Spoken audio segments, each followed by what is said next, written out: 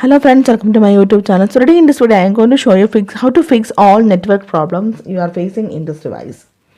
This is very simple. For this, go to settings and here you can see the option general. Tap on this one. Now scroll down. At the bottom you can see the option transfer or reset iPhone. Tap on this one. Now tap on the option reset. Tap on this one. So here you can see some settings that we can reset all settings, reset network settings, reset keyboard dictionary, reset handwriting style, reset home screen layout, reset location and privacy. So to fix all the network problems, we have to reset our network settings. For this, tap on the option reset network settings. Now we have to enter our screen passcode. Now confirm this option. This will delete all network settings, returning them to factory default.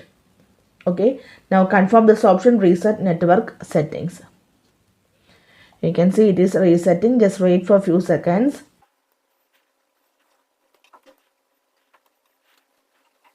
Yeah.